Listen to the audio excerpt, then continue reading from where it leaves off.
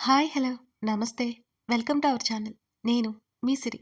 కథలోకి వెళ్ళే ముందు వీడియోని లైక్ చేసి, అలా లైక్ చేశాక హైప్ అనే బటన్ వస్తుంది. అది క్లిక్ చేసి హైప్ చేయడం మాత్రం మర్చిపోకండి.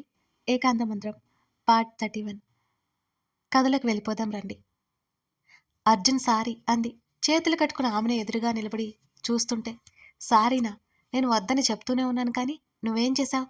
అతడు సీరియస్గా చూస్తుంటే అక్కడి నుంచి తప్పించుకుని వెళ్ళడానికి అన్నట్టు వెనక్కి తిరగడంతో ఆమె చేతిని పట్టుకున్నాడు అర్జున్. నవగ్రహాల దగ్గర ఉన్నారు వారు.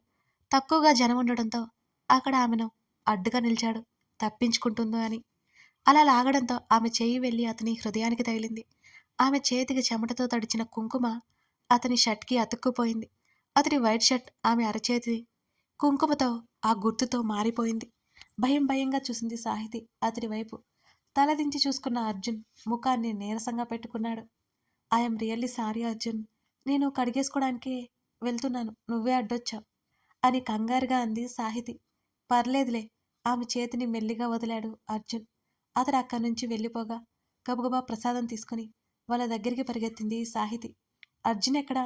ముగ్గురు వైపు చూస్తూ అడిగింది. షర్టు మీద కుంకుమ పడిందట, బయటికి వెళ్ళాలి అని. అది మార్చుకుని వెళ్ళాలి అట. ఇప్పుడే ఇదిగో అలా బయటికెళ్ళాడు అని మైత్రి చెప్పింది.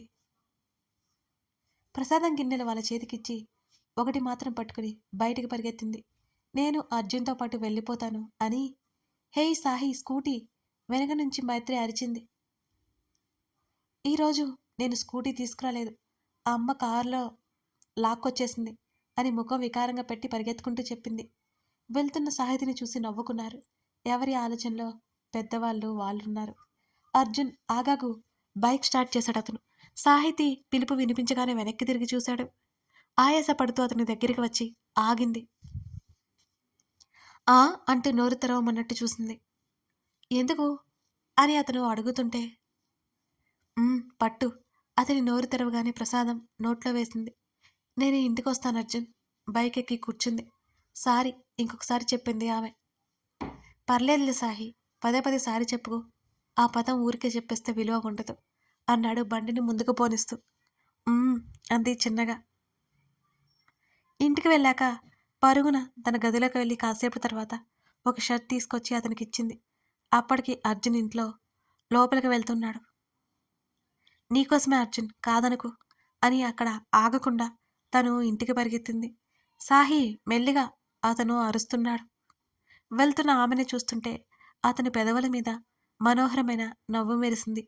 మధ్యాహ్నం వరకు ఫ్యామిలీతో ఉన్న అర్జున్ ఫ్రెండ్స్ దగ్గరికి వెళ్ళారు. అతను వచ్చేసరికి రాత్రి అయిపోయింది. అతని టేబుల్ మీద ఒక గిఫ్ట్ బాక్స్ పెట్టింది సాహితి. అందులో కలర్ పేపర్లో అక్షరాలు అందంగా అమర్చింది. అర్జున్ వాళ్ళ ఇంటికి వెళ్ళినప్పుడు ఎవరూ చూడకుండా అతని గదిలో పెట్టింది ఆమె. అర్జున్ అది చూస్తాడు. అతడికి అర్థమవుతుంది. అతడి మనసులో విషయం తనకీ తెలుస్తుంది అనుకుంది సాహితి. అర్జున్ వెంటనే తనకి కాల్ చేస్తాడు. తన ప్రేమ గురించి అతను డైరెక్ట్గా మాట్లాడతాడు. వెన్నెల తనతో గడపాలని, బోలెడు ఊసులు చెప్పాలని, గులాబీల్లో ఎరుపంతా ఆమె బుగ్గల్లో చేరినట్టు ఆ క్షణం సిగ్గుల మొగ్గైంది సాహితి. నీవు శశి, నేను శశి, కవులు వర్ణిస్తారు కదూ. ఈ పోలిక ఏం బావుంటుంది. నిశిలో శశి ఉంటాడేమో కానీ నిశికి దగ్గరగా ఉంటాడా? అంటి పెట్టుకుని ఉండగలడా? ఈ పోలిక నీతో నాకు నచ్చటం లేదు. నిశి నీవైతే నీ ఉనికి నేనవుతా, శశి నీవైతే నీ నీడ నేనవుతా. ఆ పోలిక వింతగా ఉంది కదూ. ఉనికేంటని విచిత్రంగా లేదు, శశి నీడేంటని పిచ్చిదానిలా చూస్తున్నావా? నీ ఉనికి కంటే నీతో ఇంకేది ఉండదు కదా అర్జున్. శశికి నీడ ఎందుకుండదు? అంటి పెట్టుకునే ఉంటుంది. వెలుగులా అందరికీ చేరుదేదది. శశినే అంటి పెట్టుకుని ఉంటుంది. అచ్చం నిన్నే అంటి పెట్టుకున్నా నా మనసులాగా. ఆ కలర్ పేపర్లో తను రాసిన ఈ అక్షరాలు మరోసారి నెమరు వేసుకుంది సాహితి. సాహితి చాలాసేపటి వరకు ఎదురు చూసింది అర్జున్ వస్తాడేమోనని. అర్జున్ రాలేదు. అతని లెటర్ చూడలేదా? కాసేపటికి మైత్రి నుంచి కాల్ వచ్చింది. చెప్పు మైతు అని మెల్లిగా అడిగింది.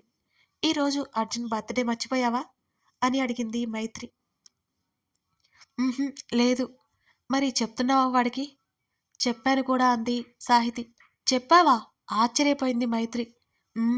అప్పుడే ఏడుపు వస్తుంటే కష్టంగా ఏడుపు ఆపుకుంది సాహితి. ఏమన్నాడు మరి? మైత్రి అడిగింది. ఇంకా ఏమీ అనలేదు. అదేంటి? లెటర్ ఇచ్చాను. ఇంకా రిప్లై లేదు అని చెప్పింది సాహితి. ఇంకా ఏ కాలంలో ఉన్నావే నువ్వు సాహి అని మైత్రి కోపంగా అంది.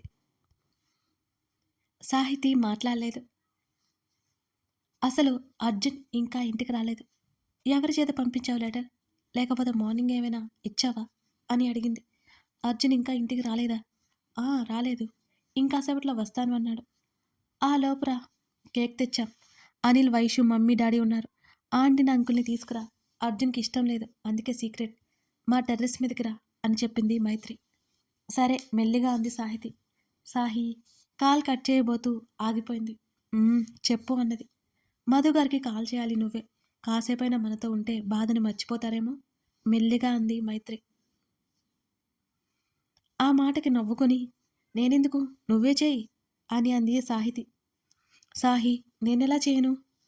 మీ తమ్ముడి బర్త్డేకి నేనైనా ఇన్వైట్ చేయాలి. నా వల్ల కాదు, నువ్వే చేసుకో అని సాహితి కాల్ కట్ చేసింది.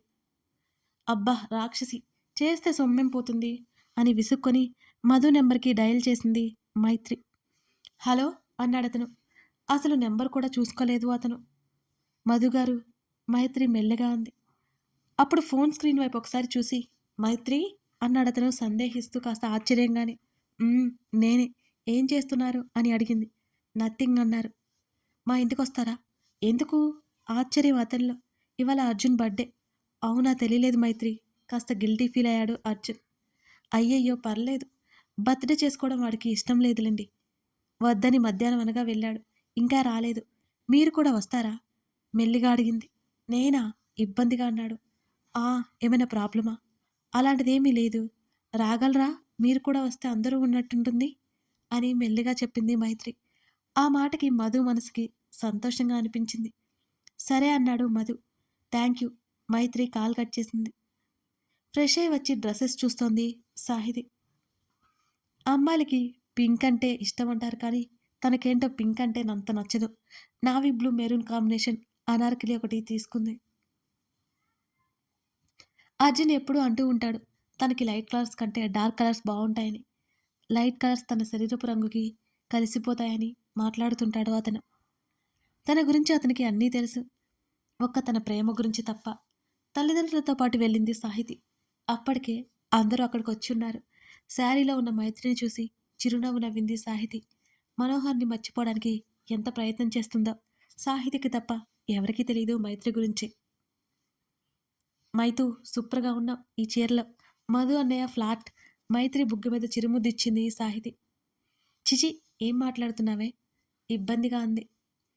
మైత్రి మెడ చుట్టూ చేతులు వేసి నిజం చెప్తున్నా అని కన్నుగిట్టింది. ఆపవే అల్లరి అని సాహితీని తప్పించుకుని వైష్ణవి దగ్గరికి వెళ్ళింది మైత్రి. మధు చూసే చూపులు గుర్తుకొచ్చాయి మైత్రికి. తన్ని ఎంతగా ఆరాధనగా చూస్తాడు. నిజంగా అంత ఇష్టమా తనంటే అతనికి? వైష్ణవి కదపడంతో తన ఆలోచన నుంచి బయటకొచ్చి ఉలిక్కిపడింది మైత్రి. అసలేం ఆలోచిస్తుంది తను? మధుకర్ కూడా వచ్చేశాడు అప్పటికే. అందరూ అతన్ని పరామర్శిస్తున్నారు కానీ మైత్రి దూరంగా నిలబడి అతన్ని చూస్తోంది. అంతవరకు మైత్రిని అతను గమనించలేదు. అర్జున్ వచ్చాడా? అయినా ఇంకా రాలేదేంటి అని శ్రీనివాస్ కాల్ చేయబోతుంటే, డాడీ తెలియదు కదా తనకి, కోప్పడకండి. నేను ఇప్పుడే మాట్లాడాను, వచ్చేశాడు, ఫ్రెష్ అవుతున్నాడు అని చిరునవ్వుతో చెప్పింది మైత్రి. తల తిప్పి చూసిన మధుకి చిరుగాలి హోరికి జుట్టు సవరించుకుంటూ కనిపించింది మైత్రి. ఆమె అమాయకమైన చూపులు స్వచ్ఛమైన చిరునవ్వు కట్టిపడేశాయి మధుని. అతడు అలాగే చూస్తుంటే సాహితీ మాటలు గుర్తొచ్చి బిడియంగా కళ్ళు దించేసుకుంది.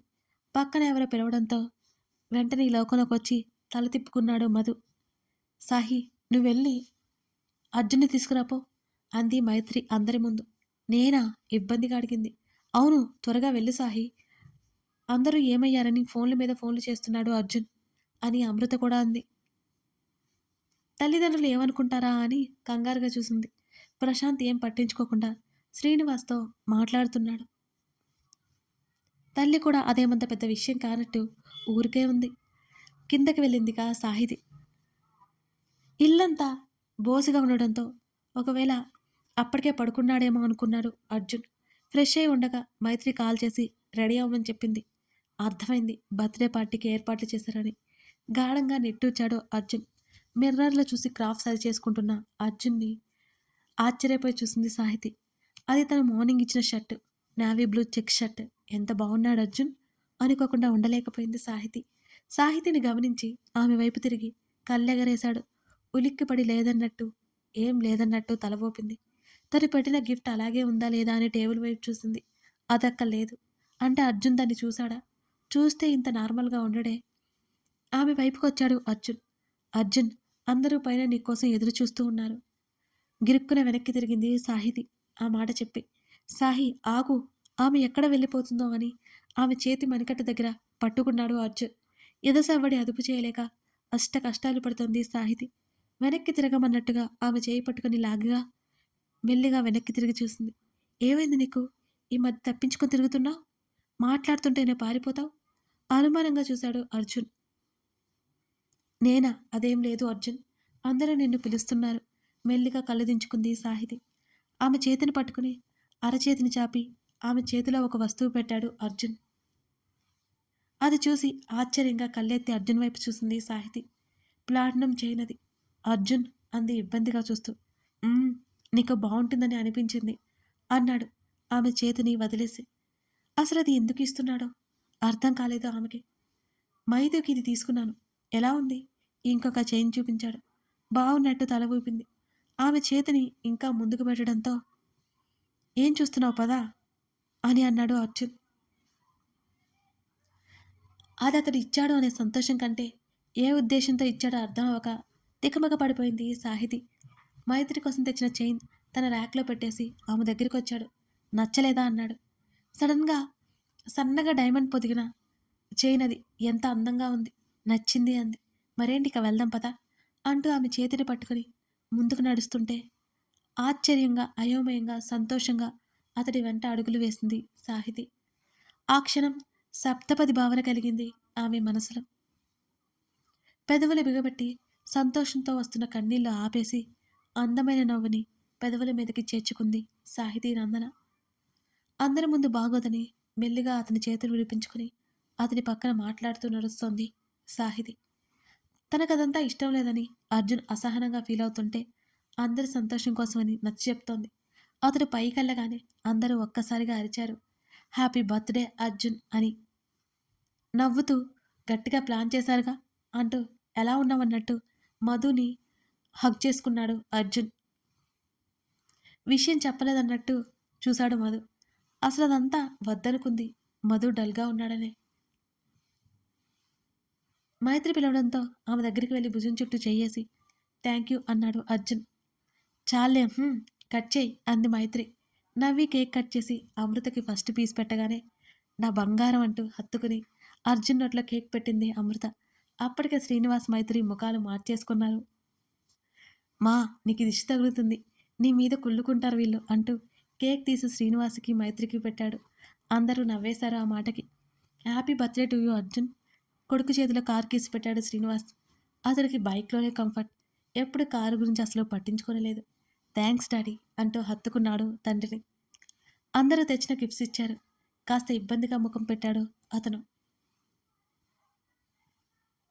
అరే, గిఫ్ట్స్ వస్తుంటే తీసుకోవాలి, అలా ముఖం మార్చుకురా, చిల్రా మావ చిల్ అన్నాడు అనిల్. అందరూ నీలా ఉంటారా ఏంటి అందుకుంది వైష్ణవి. సుప్రజ ప్రశాంత్ కూడా విషెస్ చెప్పి గిఫ్ట్స్ ఇచ్చి వెళ్ళిపోయారు. పెద్దలందరూ వెళ్ళిపోయిన తర్వాత మీ ఇద్దరు నా కోసం ఏం గిఫ్ట్ తేలేదా? సాహితిని మైత్రిని చూశాడు అర్జున్. ఆల్రెడీ గిఫ్ట్తో పాటు లెటర్ కూడా అర్జున్ రూమ్లో పెట్టింది సాహితి. అంటే అతను ఇంకా చూడలేదని ఆమెకు అర్థమైపోయింది. ఆ విషయం ఎలా చెప్పాలో అర్థం కాలేదు సాహితికి. నేనైతే తేలేదు, నెక్స్ట్ బర్త్డేకి ఇస్తాలే అర్జున్ అంది మైత్రి. గిఫ్ట్ బాక్స్ మైత్రి చేతిలో పెట్టి మా తరపున అంటూ ఇద్దరి చేతుల మీదుగా గిఫ్ట్ అర్జున్ చేతిలో పెట్టాడు మధు. ఆశ్చర్యంగా కళ్ళు పెద్దవి చేసి చూసింది మైత్రి. అందరూ గట్టిగా అరిచారు. సాహితి కూడా గట్టిగా అరిచి చప్పట్లు కొట్టింది. తన భుజంతో మైత్రి భుజం తట్టింది కన్నుగీటితో సాహితి. సిగ్గుతో ముఖం దించేసుకుంది మైత్రి. కథ కొనసాగుతోంది. అదన్నమాట విషయం. మరి అర్జున్ సాహితీ పెట్టిన ఆ లెటర్ ఆ బాక్స్ చూస్తాడా? చూస్తే అతను ఏ విధంగా ఫీల్ అవుతాడు? ఎలా రియాక్ట్ అవుతాడు? లేక చూసి కూడా చెప్పట్లేదా? సాహితీ ఈ విషయాన్ని ఎలా కనుక్కుంటుంది? తెలియాలి అంటే తర్వాత భాగం చూడాల్సిందే. ఈ కథ మీకు నచ్చిందనే అనుకుంటున్నాను. కథ నచ్చితే లైక్ చేసి కామెంట్ చేయడం మర్చిపోకండి. ఇంకా మన ఛానల్‌ని సబ్స్క్రైబ్ చేసుకునే వాళ్ళుంటే తప్పకుండా సబ్స్క్రైబ్ చేసుకొని బెల్ సింబల్‌ని క్లిక్ చేసి పెట్టుకోండి.